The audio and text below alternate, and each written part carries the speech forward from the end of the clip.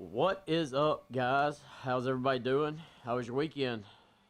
I had a lot of fun. Uh, I actually got to go out and race my bike for the first time this weekend.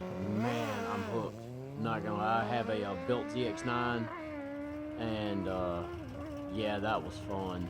Uh, that's addicting. Good lord, is that addicting?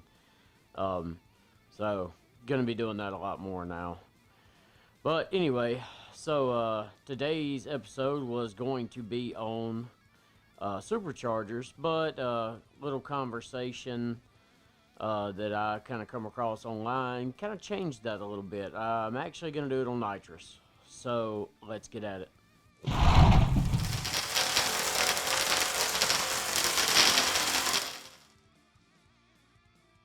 So there's a lot of guys running nitrous out there. A lot of people think they know what they're talking about with it. There's a lot that do know what they're talking about, but not everyone does. And there's a lot of myths and kind of I guess misinformation out there. Got the hiccups today. So I figured I would go a little bit over the history of nitrous just a little bit. I couldn't find as much information on the history of the use of nitrous in cars as I did say the turbos, but we'll go over that a little bit, and then I'm gonna go over like some of the system setups, the parts, all of this stuff, and hopefully when this is done, you guys will, for one, you'll understand a little better, and two, hopefully you'll maybe won't be as afraid of it. There's a lot of guys terrified to run nitrous, and I don't understand why. So let's jump right into it. So the history of nitrous, really what I could find was, I do know it dates all the way back to World War II, where just like with the turbos, it was used on aircraft during World War II to combat lower air density at really high altitudes. Apparently some of the main planes to use nitrous were bombers and reconnaissance planes, just because they were so far high, they were so far up in the air that the air density is too much and the engine performance suffers. So you add nitrous or add boost, and it kind of takes care of that problem. Those guys can kind of keep flying, and yeah, falling out the air is probably not too good a thing. So yeah, but that's pretty much as far as I could go back. That's pretty much where it started. It may have been a little bit before that, but I can't find any actual information on like a patent date for a vehicle system or anything like that. So yeah, that one's a little bit tough on it. Now, that being said, let's go into how it works, because how it works is actually kind of interesting. I did the podcast on turbos. It's a same idea, kind of. The idea with turbos is to cram, boost, compress the air. More air equals more oxygen, bigger combustion. This is a chemical version of that, pretty much. It is actually nitrous oxide, which is one oxygen molecule and two nitrogen molecules. So what this does is, once they go into your combustion chamber, they actually separate during combustion, and it provides your engine, or provides more oxygen inside your combustion chamber of your engine. Now, so what that does is, like everyone knows, more oxygen the better. That's why lower altitude cars will run faster, things like that. But not only that, but it actually lowers your intake temperature. And that's something some people don't really know, or they don't understand. So it lowers your intake temperature, which helps, just like with cold air from boost, to compress the air. So now there's a couple of different kinds of systems. There's actually more than just a couple, but for the most part, there's only a couple kinds. There's dry and wet. The major difference in this is dry system is spraying dry nitrous into your cylinders or into your intake, and a wet system actually combines the nitrous and the fuel before they enter your intake manifold. Now there's also like direct port and stuff like that. That that gets into the little specifics we'll go into a little more here in a few minutes. So that being said, there's a lot of cars that run nitrous. Everything from pro mods to street cars. I know a lot of guys with street cars that run them. The kits are really not that expensive, and they're really not hard to install, to be honest. As long as you're not doing a crazy convoluted system, you know, if you're not doing multiple stages or some huge amount of progressive nitrous, it's really not that difficult. It's pretty straightforward. So there are two different kinds or two different ways you can do that. You can do multiple kits, and then you can also do progressive. So the major differences in these is that multiple kits actually has stages. You have kit 1, kit 2, kit 3, kit 4. Guys like Kai, the 55, I think they're all on multiple stages. I don't think they use progressive. Progressive is really cool because progressive pretty much just ramps up how much nitrous is spraying. So they're similar but different in the same way. Progressives also use a little finer tuned, I think, electronic controls. You can do kits on timers or on a button, but progressives usually come in timed controls. You know, there's a lot of guys that will time their first kit off the line, or their first, say, if you're doing a 300 shot progressive, some guys will come off the line on 100, 1 second in, add the other 100, and 2 seconds in, add the other 100, and it actually doesn't kick on other nozzles. It just sprays more into the engine. This is a really efficient way to do things, and it works really well. I like it. To me, the less stuff you have to have piped in and everything, the better. But the multiple stages works amazing also. So it's just kind of preference when it comes to that, to be honest. I mean, it's not something that you kind of can say one is really better than the other one. Progressive, if I'm not mistaken, can run a lot more nitrous if you have the right system to run it. So that's what you have to decide before you want to go after nitrous. And I do want to say this: anybody watches this video, I'm more than glad to tell you all I know about nitrous, but it's on you to get it done. I would if you don't have a lot of mechanical skills or you've never run it before, I'd very much advise take it to a good builder who's good at tuning for nitrous cars and have them work on it. Because I trust nitrous. I've run it on a couple cars, and I love it. It's a blast, and it can be safe, and it won't destroy your engine if your tuning is correct. That being said, the bottles and the entire kits are getting cheaper and cheaper and cheaper. I believe I paid about $400 for a Zex kit. It was used a little bit, but they're only about $600 new. And they come with everything you need. They're not really complicated systems. So you have pretty much a nitrous bottle, a feed line for the nitrous, a plate, or if you're ported into your ports, or if you have like direct port system, which I'll go into in a minute. Then you have your fuel supply adapter, whichever one that may be, whether it's off of a fuel line or actually off the fuel rail. Your electrical system for it, which is pretty much your master controls and any switches you need depending on how you're running it. And then your purge system, which is very important. I'll go into that in a minute about itself. And then there's also plenty of accessories you can buy. You know, there's bottle blankets, and bottle heater is very handy. That's one of the handiest ones I've had when I have my system. So I'll talk about it a little bit first. The bottle heater is literally just a rubber blanket with a heating element pretty much in it that wraps around the bottle. Now what this does is heats the bottle up to get it to pressure, because it actually pressurizes under heat inside the bottle. Without adequate bottle pressure, you don't get the correct amount sprayed into your engine, and that can be harmful. If your pressure is too high, you're going to get too much, it's going to run lean. If your pressure is way too low, you're going to get too little, and it's going to run rich and run just a little slower. So it's pretty important that you get your bottle pressure pretty right. I used to run mine at around 900 psi. I want to say that most people run it between 8 and 9, or maybe 1,000. Some may be different. I can't speak for everyone. Some might have their setups designed to run higher pressures, and others might not.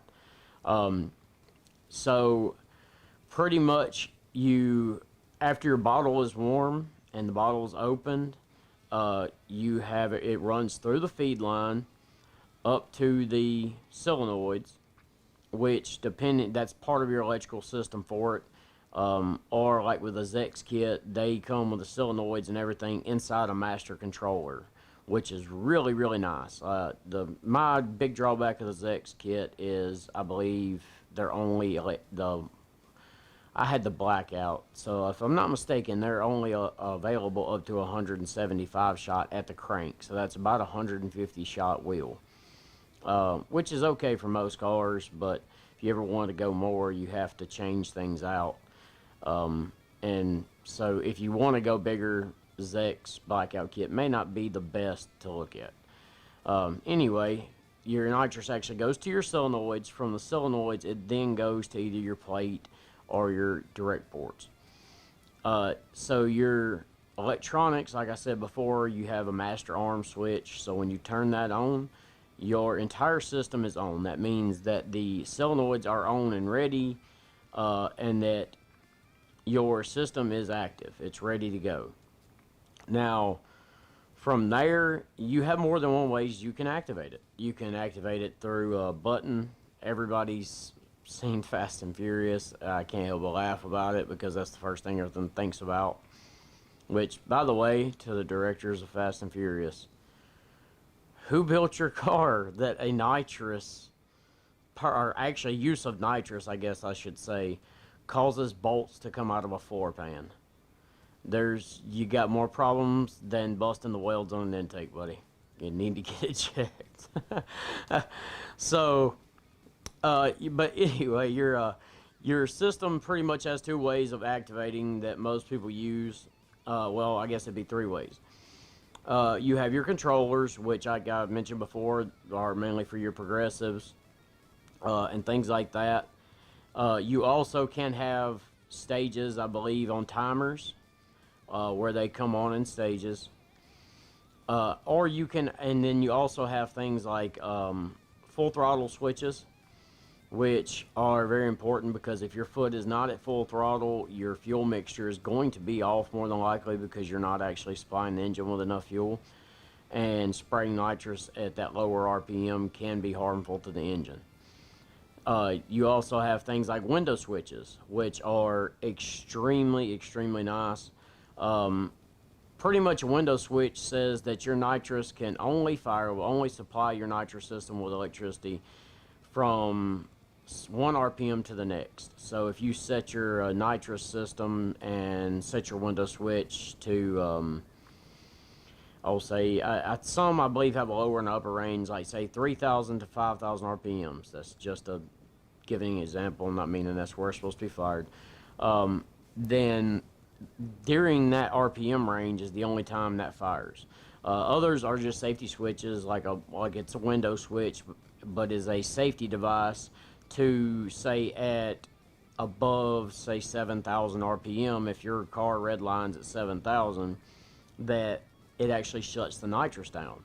So what that does is stops you from over revving the engine on nitrous, for one, and two, if you bounce off the rev limiter and you're spraying, take it from personal experience, you're gonna get a nitrous backfire, and odds are you're gonna tear something up. Intake manifold, pop a carb, whatever. Lots of stuff can happen. So window switches are great, especially if you're on a daily driver and you want to have a little bit of spray or something like that. Window switches are amazing. Beyond that is probably your next biggest system that goes along with it is your Purge Kit. Your Purge Kit actually allows the air out of the lines to be purged so that when you actually fire off the line, or if you're coming off the line on nitrous, there's no delay. Some guys I know don't purge them. To me, I don't like that, because if it is not purged and there is a quarter second or a half second of air in that line, and you come off the line at full throttle, you are spraying fuel for nitrous. Your car is providing enough fuel to not run lean on that amount of nitrous. So if you don't have that nitrous there, you're running your car extremely rich, and regardless of anybody tells you, that can be dangerous as well. So purging your system, it just pretty much gets your air out of the lines. A lot of guys do it. Some of the big name cars, like Jerry Bird and Kai and all those guys, they have huge nitrous purges at the line. That's because they're on big kits. And also, a purge can let you adjust your bottle pressure. If your bottle pressure is too much, you purge it off for a few milliseconds or half a second or whatever you need, and get your pressures of your bottle back down where you need them. So pretty much after you purge, after all this, nitrous is ready. It's at the solenoid. When you hit that wide open throttle switch, the solenoid actually pushes the nitrous up to the plate or your direct port. So pretty much the difference in that is, this is a plate right there. I always do that wrong, sorry. So right there is a plate. This is used a lot on, one just like this is mainly for a carb. They do make them for fuel injected systems. They'll go right behind your, some go before, some go behind the MAF. I think I've even seen a couple that go behind the throttle body. And it's the same idea. It's just a plate with engineered ports inside that plate to direct the mist of the nitrous. A direct port system is a good bit different. A direct port system is actually, you have a jet on each individual cylinder. So if you have this on, say, an LS, you have 8 jets on there, 1 on each intake runner, spraying directly into that cylinder.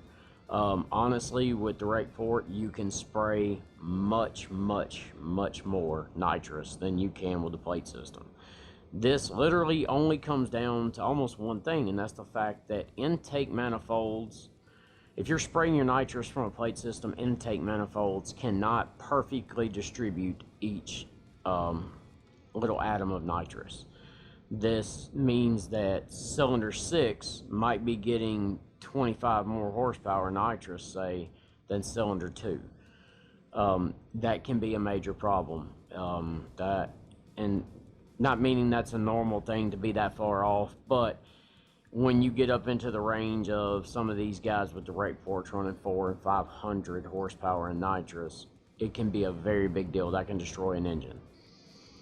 So direct ports, if you're looking to go really big on nitrous, direct port is the way to go, plain and simple. It costs a little more, but one, it's a cool looking system, and 2, they plain and simple work better. They really are. They're more efficient, and to be honest, they're a little safer.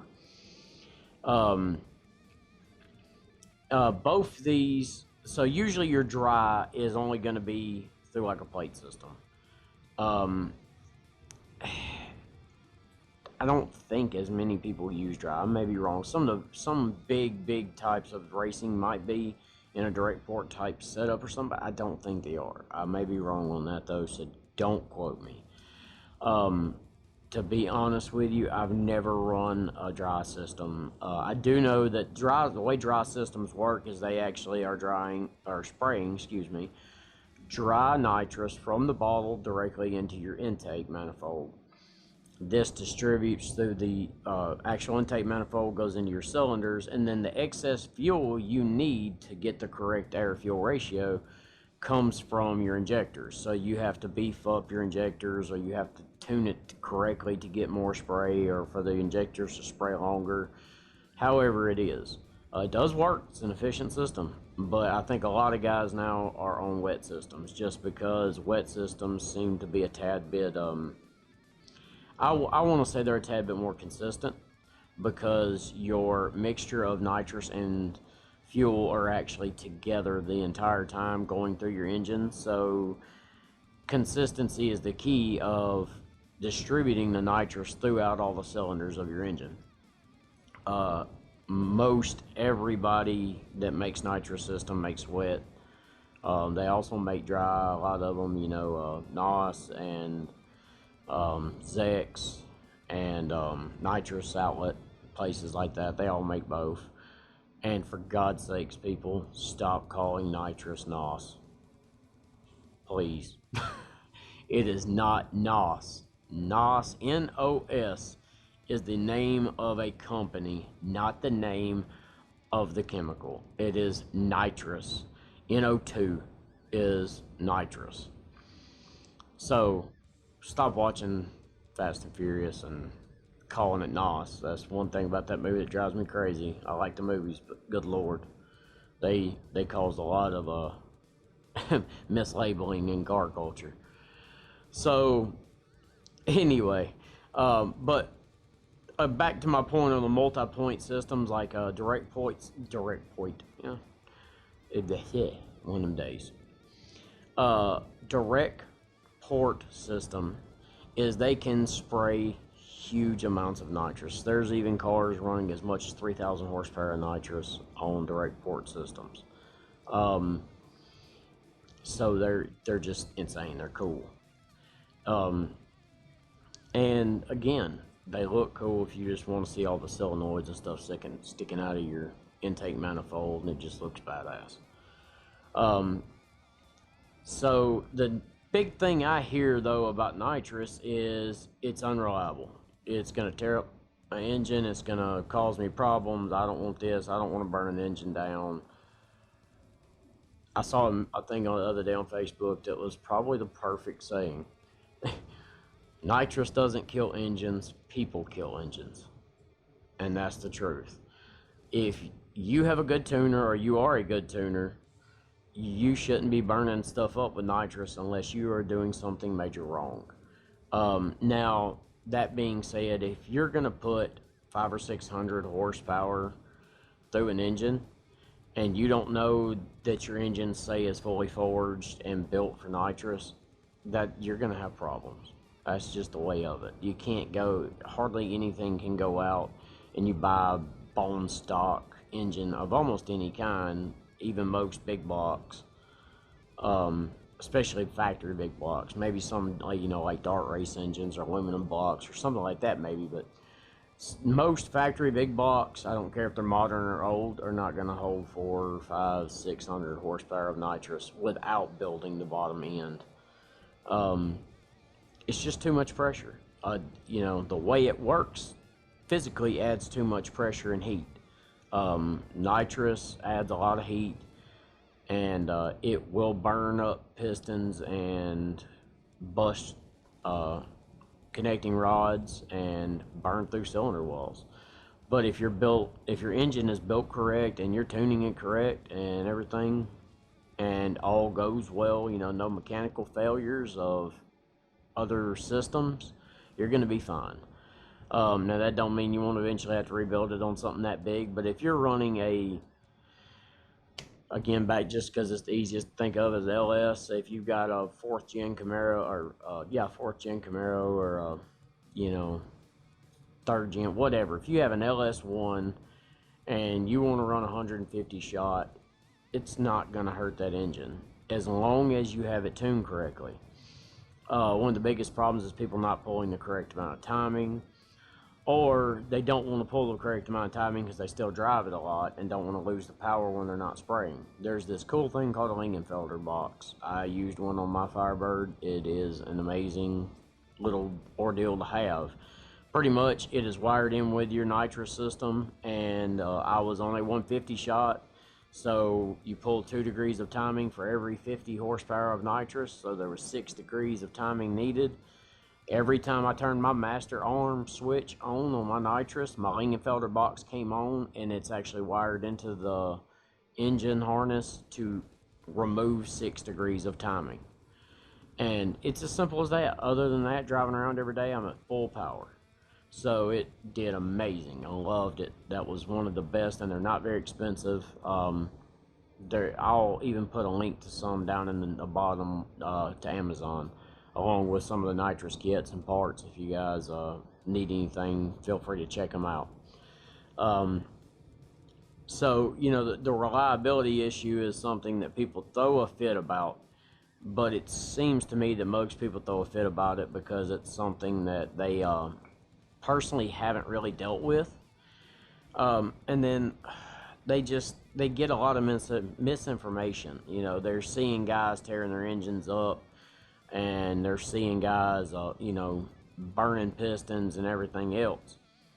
And they think, oh, it's just the nitrous. It's because of the nitrous. No, it's probably because the tune was a problem, or they had some kind of mechanical failure of some other system. If your fuel system dies while you're spraying, if your fuel system goes out, odds are you're going to hurt your engine. You're going to run lean and you're going to burn something up, especially if it, you know, especially if it runs down to say 40% of what it should be, and it's something you don't know going down the track, and it's a whole pass on 40% of fuel. It's going to run lean the whole way down. But that's the same thing with any kind of power adder, honestly. Nitrous, superchargers, turbos, anything that your air fuel has to be correct on, it doesn't matter. If a subsidiary system dies or fails, odds are it's going to hurt the system. It's going to hurt the entire engine, but that's not the main cause. The main cause was your failure of a fuel system, of a fuel pump, of a fuel line, anything like that. So another cool thing about nitrous, and I touched on this other day, was turbos love nitrous. They do. It almost instantly spools the turbo. Along with that, it does drop intake temperatures a little bit, and for every 14 psi of boost you run nitrous on, it's about an 80% increase in the nitrous output. So if you run a 100 shot on 14 pounds of boost, you're not actually getting 100 horsepower of nitrous. You're getting closer to 100 and somewhere between 160 and 180 horsepower of nitrous. So people that just go on and throw a 200 shot on it and don't know that, they'll tear an engine up because they're not ready for it. The engine can't handle. You have a 400, 500 horsepower engine, and it's about maxed out, and you go, okay, well, I can add another 100 horsepower in nitrous, but you're adding almost 200. It's very easy to damage your engine. So it's just food for thought on that. Another thing is a lot of guys run water methanol with nitrous. Drops, same thing with the turbos, drops your intake temperatures, lowers your chance for detonation. All of the benefits of water methanol, plus, and probably the biggest benefit with water meth on a nitrous engine is going to be that water methanol on 93 octane at 50-50 mix puts you at running somewhere close to 116 octane. And that's going to cut down on detonation a whole lot, cut down on knock. When a lot of guys build their engine, they build in knock sensors. That's another safety mechanism that I kind of forgot about, that you can actually wire in your knock sensors that if you get above a certain amount of knock, just like with turbos and pulling boost, above a certain amount of knock, it will shut your nitrous off. A lot of the new nitrous systems are actually coming with a lot of these safety features inside a complete control box or a management box that come with them. And they're really handy. They're making it safer and safer and safer. The thing I think most people kind of forget sometimes, or people that's new to nitrous, is one, your bottle temperature. Get your temperature correct so your PSI, your pressure is correct. Watching that. And two, honestly, unless you have a gauge for how much nitrous is left in it, which you can buy, but I never run one, you have to learn how many times you're going to use that bottle before it needs to be refilled. Because even though we might have a quarter bottle in it, you're going to... So one of the things I think that nitrous users, especially new nitrous users, overlook the most is probably going to be like bottle temperature and how full their bottle is. Not thinking about the fact that the lower your amount of nitrous in your bottle, the more you use it, the little bit warmer you're going to get your bottle to get up to the pressures you need. I mean, literally, you're taking less nitrous, filling up a larger space. There are gauges that you can buy to monitor how much nitrous is left in the engine or in the bottle. Excuse me. And then there's plenty of gauges for everything else. You know, your bottle pressure, your bottle temperature. There's even cutoff switch deals for your bottle heater, which I have one on mine. I loved it. That, well, actually, when you turn your bottle heater on, you can just leave it on because it will shut your bottle heater off once your bottle has reached a certain pressure. So if you set it at, say, 850 psi, the bottle heater will kick on, the bottle will get to pressure, the bottle heater will kick off. One thing that you do honestly have to watch out for that's a danger of nitrous is don't be lazy and leave your bottle in your car. Plain and simple. If you have a daily driver that you take to the track and you run nitrous, don't be an idiot. Take the bottle out of your car, especially during the summer, and if you live somewhere where it gets hot. There are plenty of accounts of people leaving bottles in their car going, oh, it's no big deal, it's a nitrous bottle, it's meant to get hot, and not think about the fact that if it goes over, I think, 12 or 1400 psi, depending on the bottle, it'll explode, and it will blow the back half of your car off. There's been pictures galore on Facebook of it happening, and on the internet of it happening. So just don't be lazy. Pull it out of your car. It takes 5 minutes. So, you know, there are inherent dangers with it. One of the biggest problems that you'll run into is a nitrous backfire. And they can be a little terrifying. Been there, done that. Luckily, I didn't break anything, but it'll scare the hell out of you. But nitrous backfires can be nasty. I've seen them blow hoods off. I've seen carburetors go 30 foot in the air, 40 foot in the air, and then come down on the windshield. So it was just that much more damage. That's through a hood, by the way, not a hoodless car. You do have to worry about the nitrous backfires hitting things inside the engine and actually catching fire with the engine. Things like that. These are all inherent dangers of it. I mean, it's a power adder. It's pretty much another fuel source. So it makes a big boom if it ain't right. Again, it's usually for some kind of mechanical failure or a tuning issue.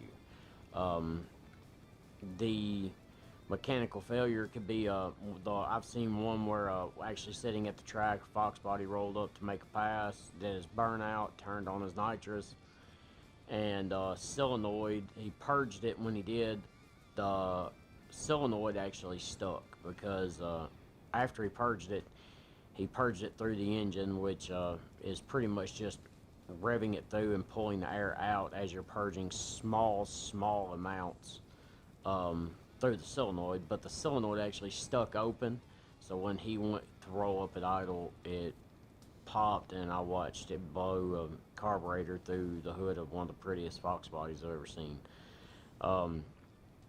So it's not inherent danger with the stuff itself. Again, it's just mechanical stuff. That's another reason why it's probably best to not go super cheap. Brands like Nitrous Outlet, again, NOS, and Nitrous Express, places like that, Zex, they all sell high quality parts that you don't have to worry about as much. If you're buying off-brand, cheapo parts, I'd say they might get you by, but I wouldn't trust them on my stuff. If it's not something I'd trust putting on mine, I wouldn't tell you to buy it either. So, you know, like I said, nitrous is cool. I mean, it hits hard off the line. If you've never ridden a nitrous car, you should, because the actual, like, how hard it slams you back when it hits, it's not like Boost. Boost will slowly push you back into the seat, and you feel it in your chest. Nitrous feels like somebody, Chuck Norris, kicked you in the head. That's pretty much what happens. I mean, it will slam your head back, and yeah. I actually made my first pass on nitrous, and was in my street car, and had a regular seat and all that stuff, had a helmet on, and didn't think it was going to hit as hard as it did. And when it did, I actually pinned my head back to the seat. I couldn't see the track. Pulled the front wheels a little bit, and it was like, I can't see, come down. I was going straight, so it wound up okay. But it's amazing how hard it hits. It's like being punched in the head. But it's one of the coolest powder irons, man. Everybody loves it that uses it once they get used to it. But there's a lot of people that are terrified of it, and you shouldn't be. So I really do hope that, maybe this brought you guys a little bit of knowledge about it. I know it's a pretty well known about thing, but again, some guys don't. Some guys want to learn a little more. And I love talking about it. I love talking to you guys about whatever, especially stuff with cars. So, but yeah, I hope you guys learned something from it. So make sure you guys go and check out Fueled Media. Again, that is the new brand that we're about to start pushing. This is the Fueled Media podcast. This is not a 662 podcast. We're on iTunes now. So make sure, I'll put a link in the description. Make sure to go subscribe on iTunes, so every time I get a new podcast up, it will get to iTunes. Also, you can go check it out on the website, the 662 Racing website. I'll put a link in the description below. The number 6, the word 60, the number 2, racing.com. And there's a Fueled Media podcast deal on the menu, label on the menu. Pick that, and it will have all of them there. You can check them out there. You can also check out on the website 662 gear. Before long, there will be some Fueled Media gear up on there also. 662 website's actually going to work as a website from both. Also, something else that's coming soon is for all you guys that are willing to go to Patreon. I'll put the link in the description below. If you want to show your support, go to Patreon, pledge a little bit to Patreon. I am, before long, as soon as I start getting some Patreon followers and supporters, I'm going to start putting out a little bit of content directly for them that only they will see, exclusive content to Patreon. And I'm also going to start giving you guys a little bit of early access. I'm going to start doing the podcast more and more, and if you guys are wanting to show your support, help keep me running, and help support this channel and the Fueled Media and the podcast, then I'm also going to let you guys have first crack at checking out some of the new videos and some of the podcasts.